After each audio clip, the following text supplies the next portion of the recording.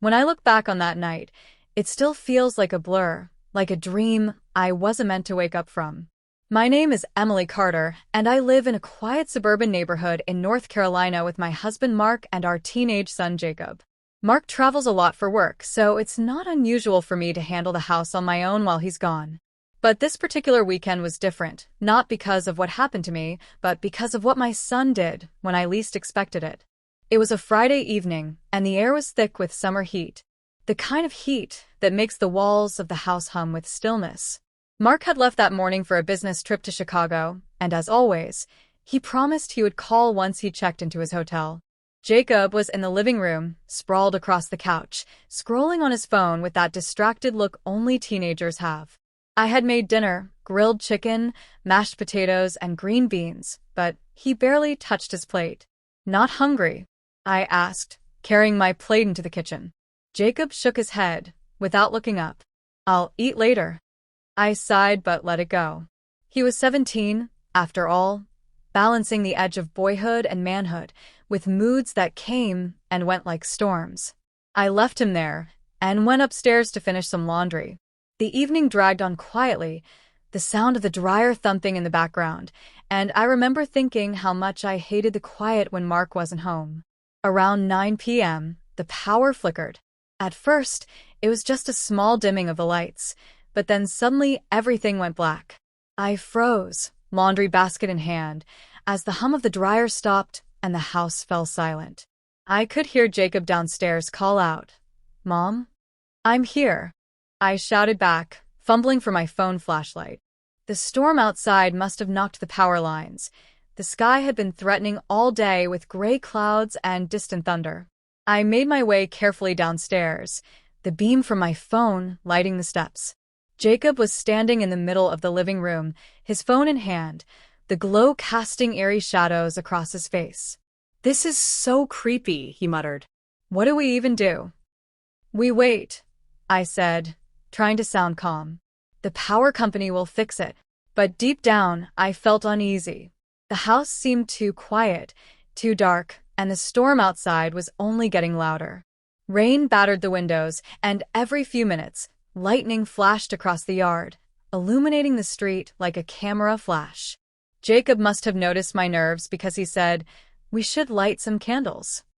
He went into the kitchen and rummaged through drawers until he found the emergency stash I always kept.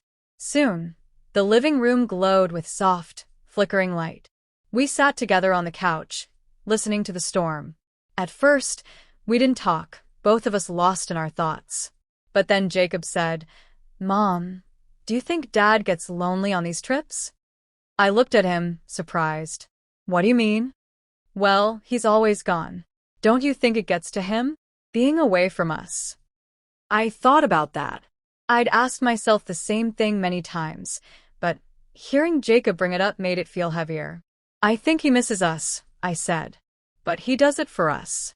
For the house, for your future, for everything." Jacob nodded, but didn't seem convinced. His face was serious, his eyes reflecting the candlelight.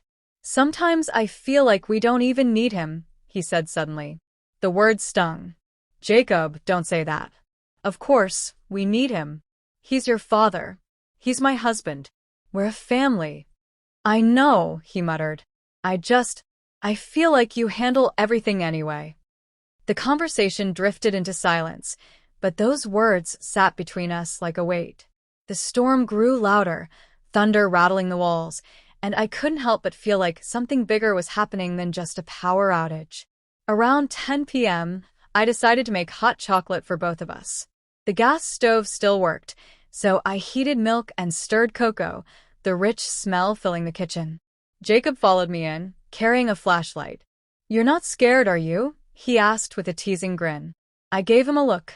"Of course not. I've been through plenty of storms."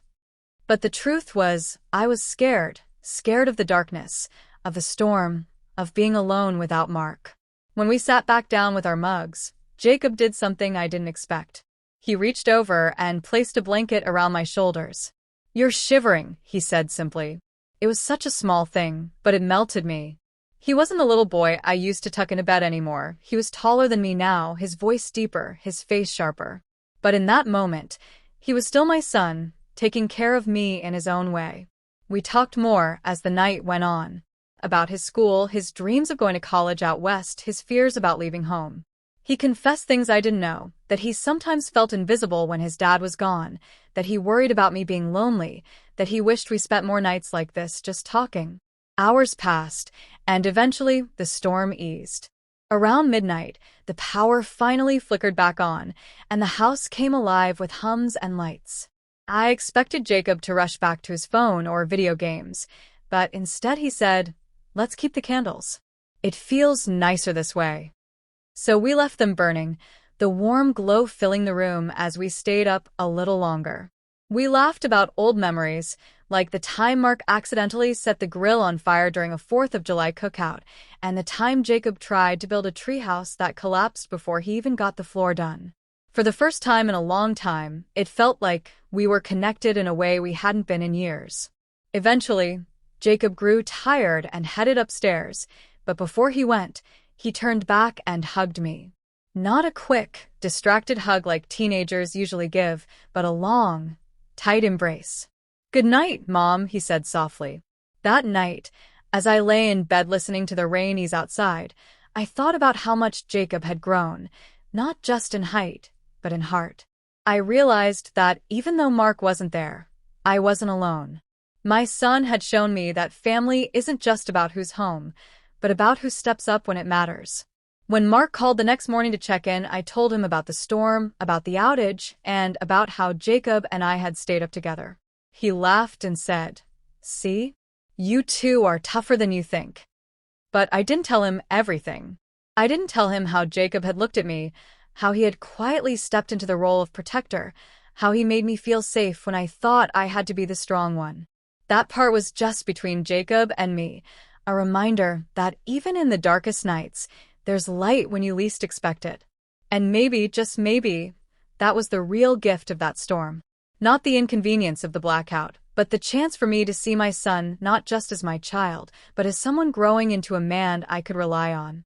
It changed me in ways I can't explain, and it changed him too. To this day, when storms roll in and the power flickers, I light a candle and think of that night. Of the boy who wasn't just my son, but my greatest surprise, my greatest comfort, and the proof that sometimes, when you're left in the dark, you find the brightest light right beside you.